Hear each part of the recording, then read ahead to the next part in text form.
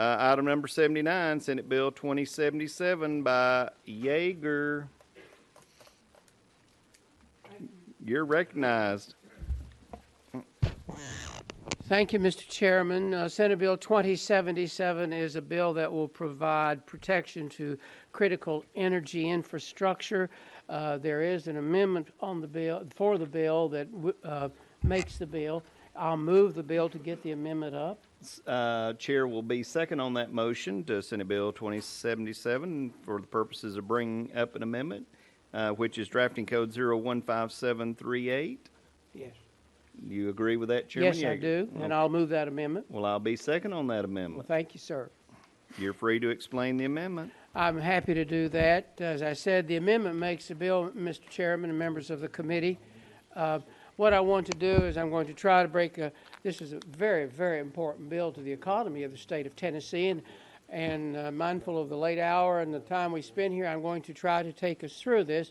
I'm going to tell you what the bill does, what it doesn't do, and I'm going to, of course, one of the most important things for us, in addition to the economy, is to talk about the public health and safety measures that are in place on this critical infrastructure. First of all, critical infrastructure, Mr. Chairman, is infrastructure, energy infrastructure, is infrastructure that would include the assets, systems, storage tanks, pipelines, gas transmission lines that are necessary to produce, to generate, transmit, and distribute natural gas, liquefied petroleum, and liquid petroleum as well. It is absolutely important, it's critical to Tennessee's economy, Mr. Chairman, that this infrastructure be allowed to transport and deliver affordable, reliable fuel available for our economic engine in this state, as well as to meet the day-to-day demands of transportation and manufacturing. You know, we've seen a trend in recent years, Mr. Chairman, that from some groups that have taken aim at fossil fuels in general, and sometimes that campaign against fossil fuels has manifested itself in some local governments getting involved in what should otherwise be a statewide scope. We've seen that now happen in Tennessee, where we've actually had one of our political subdivisions try to use the power of ordinance to stop and did stop a pipeline. And this bill will address that general issue. And what this bill does is that it preempts political subdivisions of this state from taking any action to restrict, prohibit, or otherwise impair the development and implementation of the types of sources of energy that may be used, delivered, or converted or supplied by electric utilities, gas transmission companies, or petroleum transmission companies. It is so very, as I've said, and will say multiple times, it is so very important to the economy of the state that this fuel be reliable, affordable, and available. Now, let me tell you, too, what it doesn't do. You know, this issue does encourage passion on both sides. But I'm thinking that in some of the opposition statements I have heard have been somewhat outrageous. And so I want to tell you what the bill also does. In addition to prohibiting the local political subdivisions from taking the actions that I have mentioned, it also allows, in fact, out of the words of the statute, Mr. Chairman, it does not prevent a political subdivision from owning its own electric or natural gas system and from promulgating the rules necessary to run that electrical system. It doesn't prevent a local political subdivision from any statewide, state-authorized ministerial nature pertaining to land use, if it's applicable to all commercial activities. We're talking about land use, the zoning process here. It doesn't do away with zoning, as some might say. What it does do, it limits state, I'll say it again, state authorized zoning, which ministerial in nature, pertaining to land use, as long as it applies to all the commercial activities within the jurisdiction of that political subdivision. It authorizes the local political subdivision to issue its own franchises and to entities that will provide natural gas or electric services. And they have the power to amend, to reject, to withdraw those franchises if they wish. But I think the thing that I like the most, Mr. Chairman, is that it authorizes the existing cooperative relationships with political subdivisions and the Tennessee Department of Environment and Conservation, which allows local governments, local political jurisdiction, to manage programs for the public health and safety on behalf of the Tennessee Department of Environment and Conservation. Finally, in safety, as we talk a little bit about that, this is one of the most heavily regulated industries already. The infrastructure system that we have mentioned comes under the Clean Air Act, the Clean Water Act, the Pipeline Safety Act, Federal Pipeline Safety Act, and other applicable state and federal laws. And the only thing a patchwork, Mr. Chairman, of local government relations will do will affect the diversity of supply of our energy infrastructure in this state, impede our economy, and make life harder for consumers. This is a very needed bill. I'm happy and honored to be able to bring you the bill today. I understand there may be some folks that want to talk about the bill, and I may have a little conclusion, but I would certainly ask the committee to support this bill and make sure that we continue to have a reliable, affordable infrastructure to supply the Tennessee economy. Thank you, Mr. Chairman. And that is an explanation of the amendment. Members, do you have questions on the amendment? You're going to be voting to adopt the amendment. Those in favor of the amendment say aye. Aye. Opposed, like sign. The amendment goes on. We're back on the bill. And Senator Yager, you referenced that we had some guests that would like to testify on the bill. So members, without objection, we will go into recess, and I'll ask Miss Justin Pearson to come forward. Mr. Justin Pearson, is that right? Mr. Did I say miss? I didn't mean to. I looked up and saw I saw all the wonderful. Okay. Hello? Yes, sir. You're on. Fantastic. Welcome. Thank you so much, Mr. Chairman, and thank you as well, Chairman Yager, and members of this distinguished committee. I am Justin J. Pearson, the president of MCAP, and really grateful to be here with you. Chairman Yager and me and a lot of other folks share a similar position here. We want reliable, affordable infrastructure to supply the state of Tennessee. And I think legislation that would do that would be good. I think legislation that takes away local control and power from communities to say what's best for the communities is not good. This legislation, I believe, strips every local government across all 95 of our counties away from their inherent power to protect their communities and ensure that companies who seek to do business, who seek to build pipelines or other infrastructure, do it in partnership with the people who live in those communities. We share similar values across this state. Whether you're white, black, or whatever your class is, growing up Southern, there are some things that we all get together. One of those things, I think, is the right to local control. Another, our God-given right to self-determination.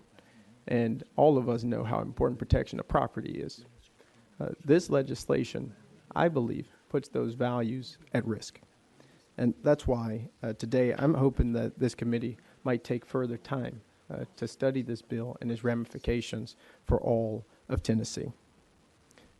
As it is currently written, and we've seen the amendment from TDEC as well, it still has companies that are headquartered out of state or even foreign companies take power away from county mayors and county commissioners who we duly elect and allow them to put our farmland or our well fields or our reservoirs at risk. Now, we know quite well what pipeline companies' main motives are. And it does not have to do with the interest of Tennesseans. But my county mayor, your county mayor, our county commissioners, they're elected to care about us. Executives, they care about their profits more. This legislation would make it impossible for local governments to have zoning that says you can't build that pipeline, that explosive pipeline or that crude oil pipeline next to your kid's school or 100 feet away from your home. Those are the types of legislation that I don't think are prohibitive, because we don't want to prohibit that, but that are protective of our communities, which is what we want local government to do, right?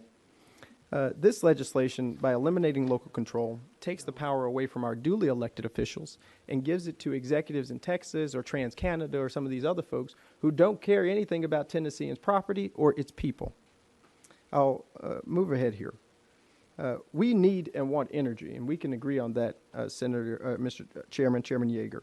One thing we could do is stop exporting so much oil to kind of help with that. But the pipeline that we fought, in particular, it was going to send that oil for export to India or something like that. It wasn't even for Tennesseans, and they wanted to build that through our communities. I'm going to definitely wrap here, Chairman. Thank you. I think that there are a number of lingering questions that we have about this legislation, but that we don't have to sacrifice our independence. We don't have to sacrifice the freedoms that we believe in and our values in order for these pipeline companies to do whatever it is they wish, and that with more time, this legislation could include the people's voice to be a good piece of legislation. Thank you so much. I appreciate it. Thank you. Members' questions for our guest? Seeing none, thank you very much, sir. Thank you, Mr. Appreciate Chairman. you being here today. Appreciate your testimony. Thank you.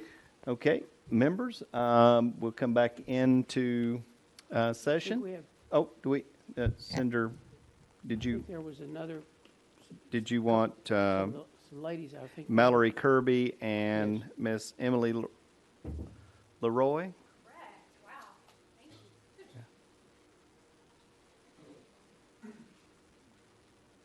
It's not often somebody gets it right the first time.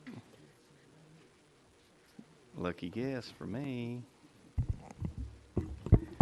You're on. Okay. Thank you, You're Mr. recognized. Please be sure to identify yourself. Yes, I'm Emily Leroy. I'm the Executive Director of the Tennessee Fuel and Convenience Store Association.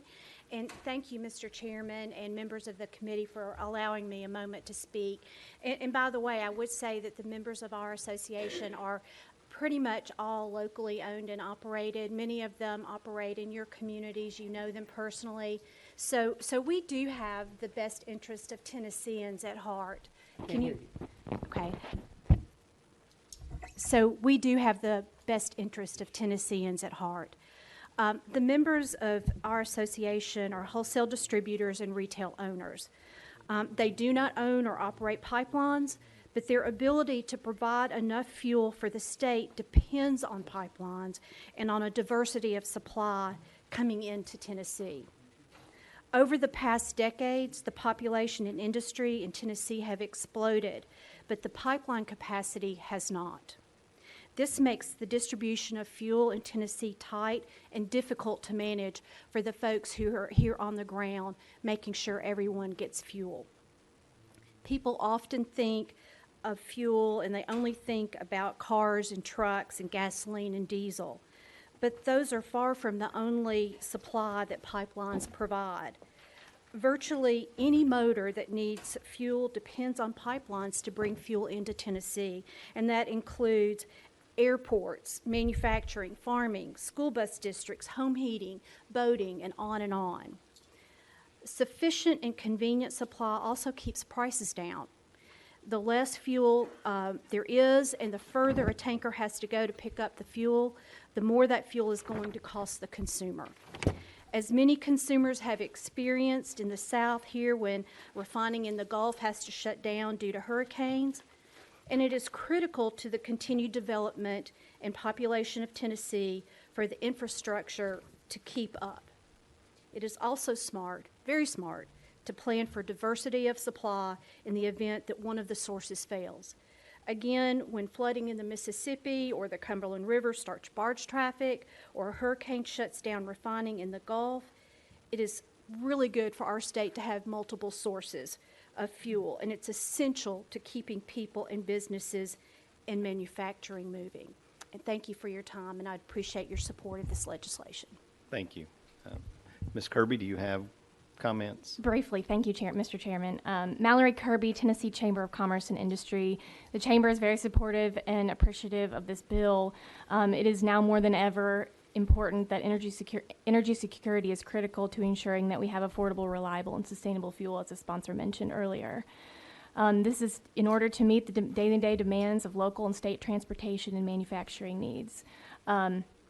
As an example of perspective here, the AAA recently released a study that says that gas prices are nearly $1.50 more than they were a year ago, which is in Tennessee right now averaging $4.10. The Department of Energy also released a study that natural gas prices have nearly doubled from $4.76 per thousand cubic feet in December of 2020 to $8.30 per thousand cubic feet in December of 2021. You may have heard the previous speaker say that this legislation eliminates local power and input, and that's certainly not what this legislation does. It does not eliminate it, but it simply prohibits local governments from enacting ordinance that would prohibit or have the effect of making one of these infrastructure projects infeasible. Pipelines are one of the most safest modes of transportation for energy and other products, and are currently under the regulations of many federal and state regulations. The sponsor mentioned a couple of them earlier, the Clean Air Act, the Clean Water Act, but there are numerous other ones such as the Natural Gas Act, the Pipeline Safety Act, the Federal State and Drinking Water Act, Safe Drinking Water Act, the NEPA review, the Endangered Species Act, and there are several more as well. So we appreciate this legislation and believe it's necessary to ensure to provide certainty to the regulated community, local governments, as well as the general public, that these necessary critical infrastructures can be developed. Thank you. Thank you. Questions for the witnesses? Seeing none, thank you, ladies. I appreciate you being here. Members, no objection. We'll come back into session. Questions for the sponsor relative to his legislation? Chair Lady Ackberry, are you seeking recognition? Yes, Mr. Chair. I'm sorry, I think there might be one other person that's traveled here to testify. Okay. Three more people to testify?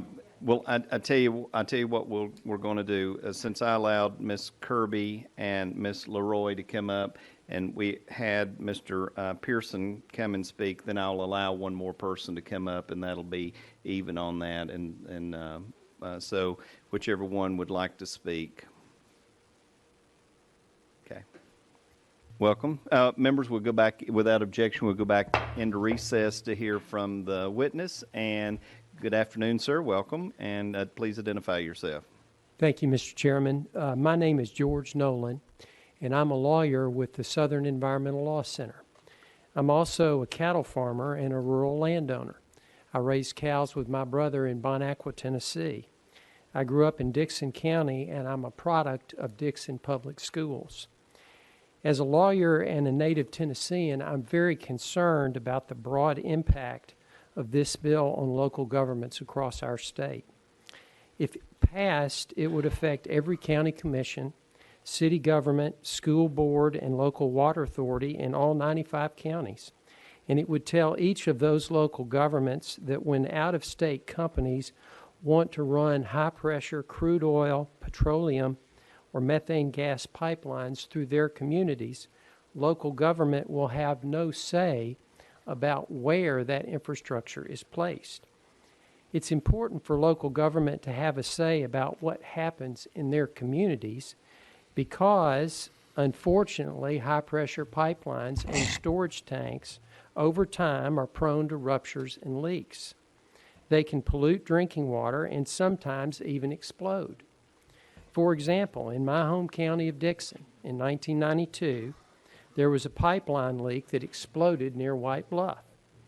The explosion sent flames 200 feet in the air, blackened 400 acres of rolling farmland, destroyed 3 houses, and sent 5 people to the hospital. Now, fortunately, that mishap occurred in a sparsely populated rural area. But what if the pipeline had been near a school or a neighborhood? It's very important for local governments to have the power to pass reasonable restrictions such as setbacks for this type of infrastructure with regard to schools and hospitals in sensitive areas. This bill would also remove local government's ability to win important concessions from pipeline and storage tank developers. For example, right now in my home county of Dixon, a Texas company is developing a large petroleum facility near Interstate 40. Now, the project's been very controversial because it's above a tributary of Turnbull Creek that supplies drinking water for the community. And that resulted in, at one time, the county disapproved it, and there was litigation between the county and the developer. Well, according to reports, that litigation resulted in a settlement in which the petroleum company agreed to implement important environmental safeguards and provide important economic benefits to the community as the project moves forward. The developer agreed to water testing and spill containment procedures and agreed to pay $400,000 for the county's purchase of another fire truck, as well as donate $1 million for a new ag center. But if this legislation passes, then you're taking all the leverage away from local governments. When infrastructure is going to come through their communities and they will be unable to bargain for those sorts of environmental safeguards and important economic benefits. And for that reason, we respectfully ask the committee not to pass this bill. Thank you very much. Questions for Mr. Nolan? Seeing none? Okay, members, we'll come back into session. We're back to the bill. Questions for the sponsor? Senator Ackberry, you're recognized. Thank you, Mr. Chair. And I don't have a question. I have a comment. The Byhalia pipeline project was going to run through my district. It was something that I approached with an open mind.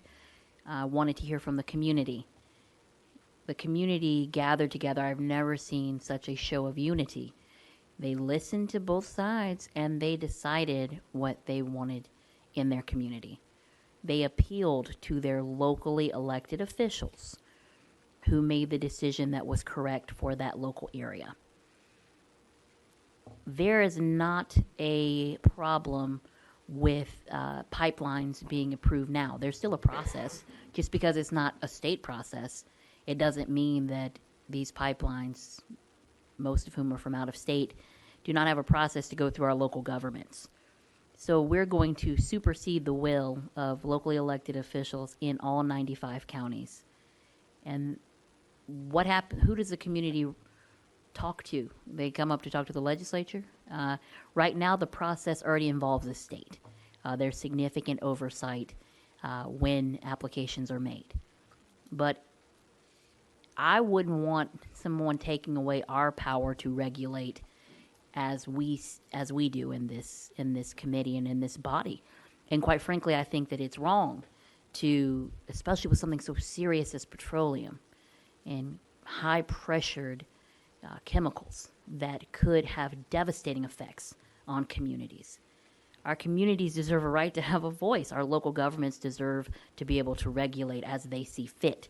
So I have received more emails, probably, I think, this bill and the TISA legislation. It's kind of competing to see who can email the most.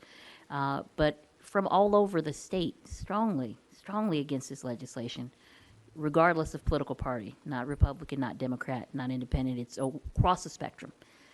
So I understand doing a streamlined process, but not at the expense of silencing the voice of our communities. And right now, we are investing significant dollars, not only in electric vehicles, but in a company that is going to produce electric vehicles in our state. I drive a Ford, and it is a 100% gas vehicle. It is not electric. And I know that whatever process a pipeline wants to go through to be able to be in a community, they can do that through our local government. So this doesn't do anything but take away that voice of the local government and the people. Thank you, Mr. Chair. Thank you, Chair Lady Ackberry, and I must say the people of Shelby County have a wonderful advocate on their behalf, as you as their senator. Members, are there further questions or comment? Seeing none, Senator Yager, you care to close? Thank you, Mr. Chairman, I do, and I appreciate the comments that we've had today. I know they're sincerely offered, all of them. I do want to respond to a little bit, to a few, and then make one or two closing statements, Mr. Chairman. The hour is long, I know that, but this is a very important issue. You know, the suggestion is made, and from the testimony today, that this bill will strip power from all local governments, that locals will have no say, and taking away the leverage of the local governments. You know, there'd be no reason for our honored guests here to know. They would not know that I served as a county mayor for 24 years. I'm very familiar with how county government works, and I can assure you that I came up with a lot of these federal laws when I was running Roane County. And local government has a say under the Clean Water Act, it has a say under the Clean Air Act, and it has a say under the Pipeline Safety Act. There are candidly lengthy procedures where that the federal government, through these acts, to ensure the safety of the public, that's the most important thing, and also the proper installation of this infrastructure. So to suggest that we don't have a say, I would have to I would have to disagree with that. We do have a say through the comment periods, the public hearings, and of course through our federal legislators on these subjects. Many, and I can from my own experience, can tell you that I've had much success as a county mayor using those venues when there were federal issues that affected Roane County. You know, I appreciate the comments about the community group, and the concern of the citizens in Senator Ackberry's district, and I agree, Chairman Bailey, we couldn't have a finer representative than Senator Ackberry from Shelby County. But one of the things that served as a catalyst on this issue was some of the outrageous actions that took place by the City Council of Memphis. One which that they used the prerogative of right-of-ways to basically prevent the siting and develop of any future convenience stores that had gasoline pumps. I mean, ironically, which would did away for jobs for people and additional sales tax revenue streams to a community that needs it. Chairman Yager, the question's been called on the bill. The question's been called. Madam I would Clerk, appreciate your help. take the vote, please. I just got told to shut up. Senator Ackberry? No. Votes no. Senator Johnson? Aye. Votes aye. Senator Nicely? Aye. Votes aye. Senator Reeves? Aye. Votes aye. Senator Sutherland? Aye. Votes aye. Senator Swan? Aye. Votes aye. Senator Watson? Aye. Votes aye. Senator Yager? Aye. Votes aye. Chairman Bailey? Aye. Chairman, you have 8 ayes and 1 no. Senate Bill 2077 moves committee on calendar.